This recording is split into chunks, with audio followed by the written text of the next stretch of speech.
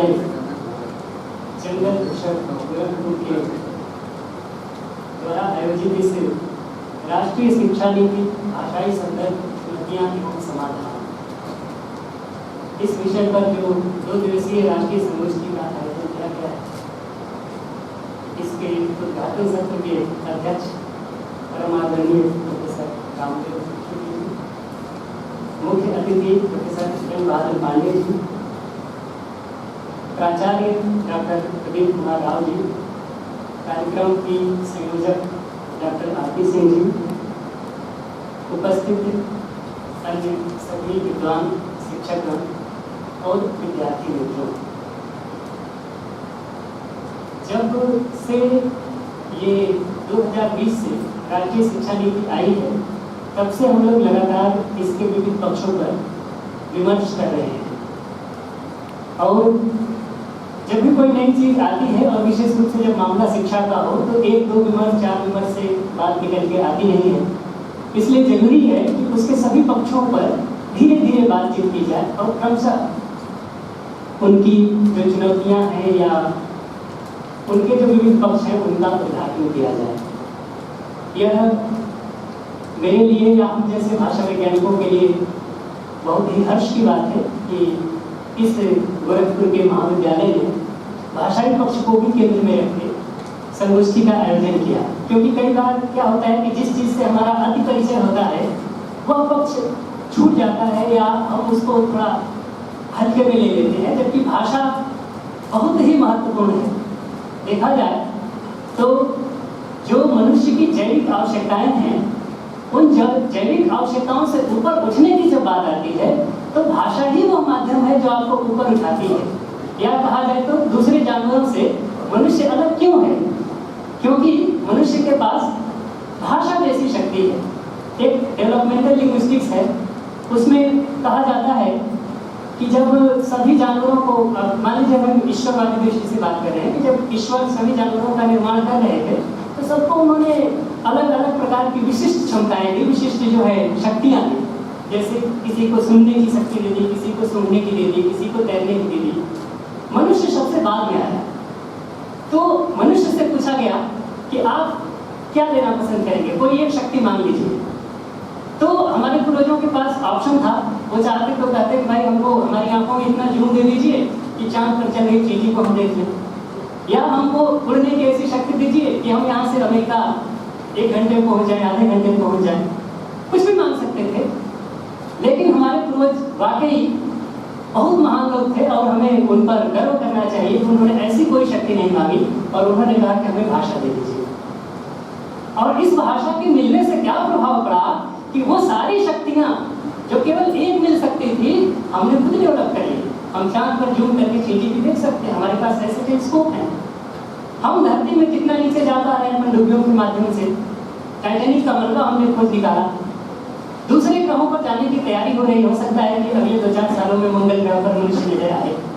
तो ये बिल्कुल सही सिलेक्शन था। और ऐसी चीज को लेकर के अगर इस विषय पर हम बात कर रहे हैं तो निश्चय ही हमें गंभीरतापूर्वक विचार करना चाहिए और भाषाई पक्ष को कभी भी हल्के में तो न लें, ऐसा मेरा अनुरोध है। आज का जो हमारा विषय है, क्योंकि राष्ट्रीय शिक्षा नीति की ढेर सारी चीज़ों पर बात हो चुकी है, तो मैं केवल 2 पक्षों को लेकर के अपनी बात कहूँगा, क्योंकि समय की सीमा का भी हमें ध्यान रखना है। एक हम भाषाई पक्ष को लेंगे और थोड़ा सा उसी के साथ साथ प्रौद्योगिकी पक्ष को भी ले लेंगे। तो जो एक बड़ी बात लगातार चल रही है कि मातृभाषा में प्राथमिक शिक्षा होनी चाहिए, नहीं होनी चाहिए।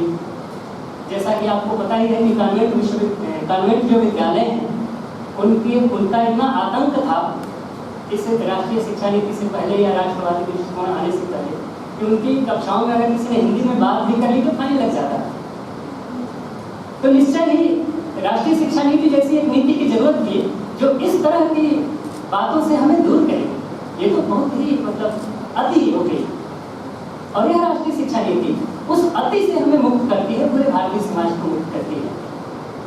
जैसा कि इसमें भारतीय भाषाओं को प्राथमिकता दी गई कि नहीं, हम अपनी मातृभाषाओं में पढ़ाएंगे, शेड्यूल लैंग्वेज में पढ़ाएंगे, और क्योंकि भारत की सबसे बड़ी संपर्क भाषा, सबसे बड़ी भाषा अगर हिंदी है तो हिंदी ऑटोमेटिक इसमें मुखिया के रूप में उभर कर सामने आती है। इसमें एक और चीज ध्यान देने वाली है कि भाषा अकेले नहीं चलती है, भाषा के साथ हमेशा संस्कृति उसके पीछे पीछे चलती है। तो भाषा के साथ साथ हमें संस्कृति को भी उतना ही महत्व देना है, उस पर भी उतना ही फोकस करना है, विचार करना है। और ये हर्ष का विषय है कि अभी एनसीईआरटी में जो पुस्तकें बन रही हैं, जो भी विद्वान लोग हैं उन्होंने भी इसका काफी ध्यान रखा है। जैसे आप कक्षा 1, 2, 3 की पुस्तकों के नाम देखिए, जैसे कुछ मैंने लगा रखे हैं, अगर आपको दिख रहे हो तो सारंगी, मृदंग, वीणा, संतूर, क्या नाम है, क्या प्रयोजन है इन नामों का। तो आप देखेंगे कि जो हमारी नई पीढ़ी है जिसको जेन जेड नाम दिया गया है, जेन जेड से अभी काफी आतंकित है लोग, तो ये जो जेन जेड है ये मोबाइल में घुसी रहती है। वो आप देखते होंगे, अगर यूट्यूब देख रहे हो तो 60 वीडियो क्रिकेट क्या देखते हैं, वो हमारी तो समझ से बाहर है, हमारे बच्चे भी देखते हैं घर में। तो ये जो जेन जेड है ये अपनी संस्कृति से बहुत तेजी से दूर हो रही है। हो सकता है कि आज जो बच्चे कक्षा 1, 2, 3, 4 में पढ़ रहे हैं, अगर उनको इन चीजों से परिचित न कराया जाए तो वो जानेंगे नहीं कि इस तरह की कोई चीजें भी भारत में हुआ करती हैं। तो कहीं ना कहीं संस्कृति से भी जोड़ने का इसमें प्रबंध है जो हमारी राष्ट्रीय शिक्षा नीति है। तो भाषा और संस्कृति दोनों का संगम एक साथ चलता है। तकनीकी विषयों पर भी देखिए, मैथ्स मेला, यह भी ध्यान रखने वाली बात है कि जो पुस्तकें इंग्लिश में लिखी जा रही हैं वहां भी नाम हिंदी के हैं, और ये बहुत जरूरी चीज है। इस पे और आगे हम लोग बात करेंगे। मैथ्स मेला, खेल, योग, बांसुरी लिखे हैं रोमन में BA, लेकिन बांसुरी लिखा किसी इस तरह की मतलब अंग्रेजी चीज का नाम नहीं दिया। तो हमारी भाषा और संस्कृति का आप इसमें योग भी देख सकते हैं। मातृभाषा जो है वो हमारे चेतन के साथ साथ अवचेतन मन की भी भाषा है। तो दोनों का योग होगा तो ऑटोमेटिक विद्यार्थी सर्वोत्तम तरीके से सीख पाएगा। इसलिए जरूरी है कि शिक्षा मातृभाषा में ही दी जाए, और राष्ट्रीय शिक्षा नीति इस लक्ष्य को पूरा कर रही है। ये बहुत ही हर्ष की बात है। अब इसमें एक बड़ा मजेदार प्रश्न है कि अंग्रेजी का क्या होगा, क्योंकि दोनों तरफ से थोड़ी थोड़ी कभी कभी अतिवादी बातें आ रही हैं कि भाई अंग्रेज चले गए, अंग्रेजी छोड़ गए, तो ये जो हमारे यहाँ इंडियन अंग्रेज बच गए हैं इनका क्या करें।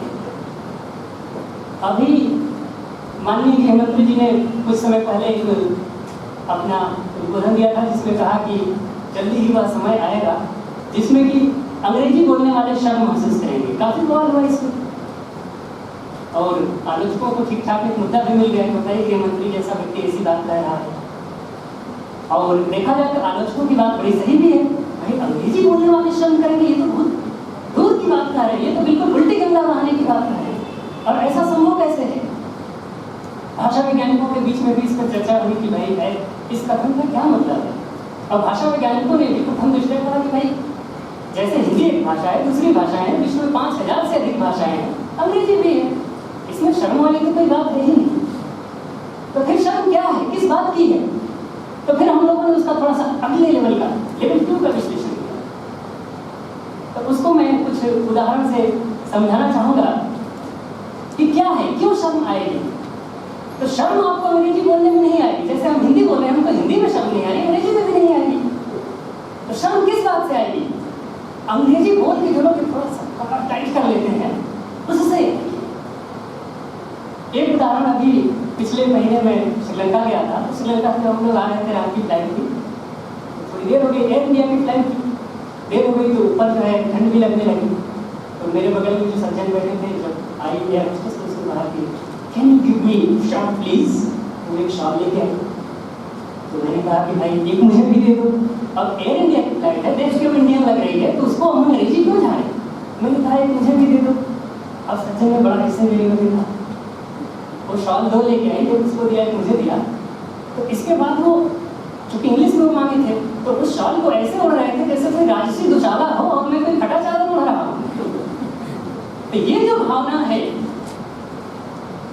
ये हमारी एनईपी जब आ जाएगी या जब हमारे अंदर उस चेतना का विकास हो जाएगा तो इस भावना के लिए शर्म आएगी कि एक छोटी सी चीज इंग्लिश में हिंदी के बराबर ही है, किसी भी दृष्टि से आगे नहीं है, उसको लेकर हम गर्व महसूस कर रहे थे। एक और क्षेत्र उदाहरण दूँ, जैसे इसमें आलू का चित्र मैंने लगा रखा है। बड़ा मैंने कल विचार किया कि क्या लगाऊँ, कल ही मैंने आप लोगों के लिए पीपीटी बनाई, थोड़ा सा अच्छा दिखे, इंटरेक्टिव हो जाए।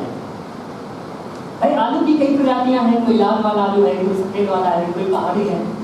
अब कोई लाल वाला सुंदर आलू खाता हो, भाई कोई भी खा सकता है, सबके अपने अपने टेस्ट है, सबकी अपनी अपनी पसंद हो सकती है। लेकिन उस लाल वाले आलू को आप यहाँ लगा दीजिए टेबल पर अपने, उसमें ये सेब है, और खूब गौरवान्वित महसूस करिए कि हमको इसको सेब जो है खाते हैं, घर में सेब की सब्जी बनाते हैं। तो आज जो लोग अंग्रेजी बोल रहे हैं विभिन्न स्थलों पे, तो अपने आप को ऐसा ही फील करते हैं, और उस फीलिंग के लिए उनको उस दिन शर्म आएगी जिस दिन वो सोचेंगे कि यार ये तो कुछ था ही नहीं, इसमें एनईपी क्या करेगी। तो इसको एक और उदाहरण से समझिए। अब जैसे आपके पास फोन है, स्मार्टफोन सबके पास है आज की डेट में। अब किसी के स्मार्टफोन को जो है गोल्डन पॉलिश से रगड़ दिया गया। अब हम लोग मान लीजिए अपना स्मार्टफोन लेके घूम रहे हैं, अब गोल्डन वाला बार बार सबको दिखाता फिर कि भाई मेरे में तो सोना लगा है, मेरा सोने का बना है। अब कोई आया जौहरी और उसने उसको रगड़ के दिखा दिया कि तो वही वाला है। तो ये जो अंग्रेजी बोलने वाले लोग हैं वो वैसे ही समझ रहे हैं कि मैं अगर अंग्रेजी बोल रहा हूँ तो मैं कोई बहुत बड़ा व्यक्ति हूँ, और ये हिंदी वाले क्या है या भारतीय भाषाओं वाले क्या है। तो ये एनईपी का काम है कि उस अंग्रेजी में जो हमारे अंदर लैंग्वेज डोमिनेंस की जो प्रवृत्ति भर गई है उसको रगड़ रगड़ के छुड़ा देगी, और फिर पता चलेगा कि अंग्रेजी भी वैसे ही भाषा है जैसे हिंदी और अन्य भारतीय भाषाएं हैं, और हमें सभी भाषाओं पर उतना ही गर्व है जितना अंग्रेजी पर। अंग्रेजी के लिए कोई स्पेसिफिक स्थान नहीं है। तो ये बात मुझे कहनी थी। एक और बात महत्वपूर्ण है, सर समय से बाहर नहीं रहा। अच्छा, उच्च शिक्षा की माध्यम भाषा। तो उच्च शिक्षा में जैसा कि पारंपरिक रूप से हम देखते आ रहे हैं कि अंग्रेजी पद्धति रही है। जो बात मैंने शुरुआत में कही थी कि अंग्रेज चले गए, अंग्रेजी छोड़ गए, तो लोग अंग्रेजी में इसलिए नहीं काम कर रहे हैं, अंग्रेजी इसलिए नहीं सीख रहे कि अंग्रेजों की भाषा थी और उन्होंने हम पे शासन किया। इसलिए भी कि जितना आधुनिक ज्ञान विज्ञान और प्रौद्योगिकी का अद्यतन नॉलेज है वो अंग्रेजी में है, और इसके लिए वो लोग धन्यवाद के पात्र हैं जिन्होंने लिखा। भारतीय लोगों ने भी लिखा। इससे जैसे बहुत लोग चीन का उदाहरण देते थे कि भाई चीनी लोग तो सारा काम चीनी भाषा में करते हैं। तो हमारा जो आईटी सेक्टर था वो इसीलिए इतना डेवलप हुआ क्योंकि चीन वालों ने अंग्रेजी को नकार दिया। तो नकार दिया तो विश्व में जो आईटी सेक्टर में जहाँ जहाँ नौकरियाँ थी सब भारतीयों ने कब्जा ली, और इसका काफी असर पड़ा। भारत की अर्थव्यवस्था पर इसका बहुत असर था। अभी जैसे मान लीजिए आपने सुना होगा ट्रम्प ने जो वीजा का फीस बढ़ा दिया, 88 लाख कर दिया। तो सबसे ज्यादा संकट भारत का आईटी सेक्टर में ही है अभी, मतलब सबसे ज्यादा संकट उसी को पड़ रहा है। तो ऐसा भी नहीं कि अंग्रेजी से पूरी तरह नुकसान हो। तो हमें करना क्या है, जो बात मैंने कही, अंग्रेजी जानिए, लेकिन अंग्रेजी जान के अपने आप को ऐसा फील मत करिए जैसे कि आप किसी दूसरे ग्रह के प्राणी हो। फिर अब जब एनईपी के माध्यम से हम उच्च शिक्षा भारतीय भाषाओं में करना चाहते हैं, हिंदी में करना चाहते हैं, तो इसके लिए हमें दो प्रकार से श्रम करने होंगे। जो पहला है वो है कि अनुवाद किया जाए, जो भी महत्वपूर्ण सामग्री है उसका अधिक से अधिक मात्रा में अनुवाद किया जाए। व्यक्ति के अनुवाद करने की सीमाएं हैं, इसलिए मशीनी अनुवाद का अधिकाधिक सहयोग दिया जाए। भारत सरकार के उपक्रम से, सहयोग से, माध्यम से कुछ मशीनी अनुवाद प्रणालियां बनी हुई है जो ठीक ठाक काम कर रही हैं, जैसे कि आपका अनुवादनी है, भाषणी है, कंठस्थ है। गूगल अनुवाद का भी प्रयोग कर सकते हैं, कोई समस्या नहीं है। लेकिन भारतीय अनुवाद प्रणालियों का जब हम प्रयोग करते हैं तो जो हमारा डेटा इनपुट के रूप में जाता है वो हमारे पास ही सुरक्षित रहता है। आपने गूगल में किया तो गूगल को भी एक कॉपी उसकी चली जाती है। और इसका एक और इससे भी बड़ा संदर्भ है, वो है आधुनिक डिजिटल प्रौद्योगिकी का संदर्भ। इसमें एक तरफ कंप्यूटर है, दूसरी ओर इंटरनेट है, फिर कृत्रिम बुद्धिमत्ता है, आर्टिफिशियल इंटेलिजेंस, जिसके नाम से हम सब परिचित हो चुके हैं। और ये बहुत बड़ी चीज है।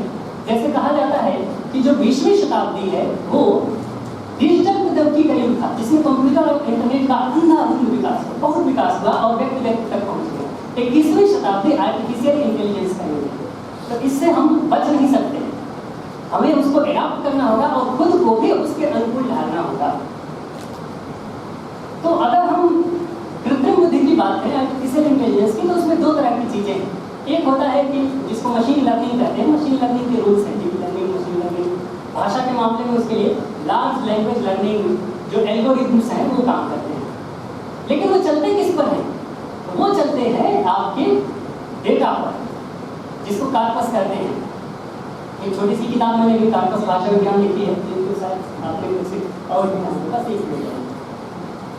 तो ये जो डेटा है वो इंटरनेट पर उपलब्ध जितना टेक्स्ट है, जितनी हमारी वाचिक या लिखित अभिव्यक्तियां हैं, वो सब की सब डेटा है। आप जो कुछ भी लिख रहे हैं, चाहे फेसबुक पे, व्हाट्सएप का थोड़ा सा अभी मामला ये है कि वो कहते हैं कि एन्क्रिप्टेड है, ये 2 यूजर्स के अलावा तीसरे किसी को नहीं दिखाई देता, हमें भी नहीं। तो मुझे नहीं पता कि पता नहीं उसका स्टोर करते हैं कि नहीं करते हैं, लेकिन बाकी सब जगह आप किसी भी तरह से अगर यूज करते हैं तो आप जो है भाषा का प्रयोग कर रहे हैं और भाषा का कार्पस जनरेट कर रहे हैं। तो अगर हम चाहते हैं कि ये जो सिस्टम्स हैं आर्टिफिशियल इंटेलिजेंस वाले, वो हमारी भाषाओं में भी दक्ष बने, तो जरूरी है कि हम अपनी भाषा की सामग्री उन तक दें। जैसे एक नाम आपने सुना होगा चैट जीपीटी। तो चैट जीपीटी में इंग्लिश का इतना ज़्यादा डेटा मिला उसको ट्रेन होने के लिए कि किसी भी विषय पर सर्च करिए तो बिल्कुल सटीक और उपयोगी जानकारी देता है। हिंदी में थोड़ा लेवल उसका डाउन रहता है। क्यों? क्योंकि सामग्री की कमी है। जैसे मैंने सर्च किया था लैंग्वेज एंड ब्रेन, तो इसमें बड़ी अच्छी अच्छी चीज़ें उसने बताई जो कि लिंग्विस्टिक्स में हम लोग पढ़ते पढ़ाते हैं। जैसे लैंग्वेज प्रोसेसिंग एरियाज है, न्यूरल नेटवर्क्स है, critical period for language acquisition है, क्रिटिकल अफेजिया है, बाइलिंगुअलिज्म एंड ब्रेन प्लास्टिसिटी है, लैंग्वेज डेवलपमेंट इन इन्फेंट्स। इस तरह के टॉपिक्स, ढेर सारे टॉपिक्स जो है वो देता है, जो बिल्कुल टू द पॉइंट एग्जैक्ट है, जो लैंग्वेज एंड ब्रेन को आइडेंटिफाई करते हैं। लेकिन वही जब आप हिंदी में दीजिए, वही सर्च भाषा और मस्तिष्क तब बताता है भाषा की प्रक्रिया, भाषा विकास, भाषा के प्रभाव, भाषा और शिक्षा, भाषा और विचारशीलता। तो ये वही चीजें दे रहा है जो हम हिंदी लेखकों ने इंटरनेट पर डाल रखी है, क्योंकि उसी से वो ट्रेन हुआ है। तो अगर हम चाहते हैं कि उच्च गुणवत्ता वाली सामग्री, एक बढ़िया सामग्री हमारी भाषाओं में भी मशीन तक पहुंच जाए, तो इसके लिए जरूरी है कि हम जितना ज़्यादा हो सके इंटरनेट पर गुणवत्तापूर्ण तरीके से लिखें, गुणवत्तापूर्ण सामग्री लिखें। एक उदाहरण के लिए, जैसे मैंने एक ब्लॉग साइट बनाई है, मेरा नाम अगर आप गूगल में सर्च करेंगे तो सबसे ऊपर वही आता है। तो उसमें 1500 से अधिक पाठ हैं जो भाषा विज्ञान के सभी क्षेत्रों, हिंदी भाषा, व्याकरण, भाषा प्रौद्योगिकी, प्रोग्रामिंग तक के जो है सारे पेजेज और सारे टॉपिक्स इसमें दिए हुए हैं। और उसको अभी 12 लाख से भी अधिक बार देखा गया है पिछले 5-7 सालों में। तो ये जो हम दे रहे हैं, तो हमारे यूजर्स तो सीख ही रहे हैं, हमारे लोग तो सीख ही रहे हैं। कभी गूगल वाले, कभी मेटा वाले, कभी न्यूरल नेटवर्क वाले अपने सिस्टम्स को जब इंटरनेट पर ट्रेन करते हैं, तो हमारा डेटा भी वहाँ फीड होगा और इससे उनका जो आउटपुट आएगा उसकी गुणवत्ता बढ़ जाएगी। तो इस तरह का प्रयास हम सभी को करने की जरूरत है, तब जाके हमारी मातृभाषा उच्च शिक्षा में उस लेवल की तैयार हो पाएगी जैसी आज अंग्रेजी है। इसी के साथ मैं हमारी प्रोग्राम देना चाहूँगा। धन्यवाद।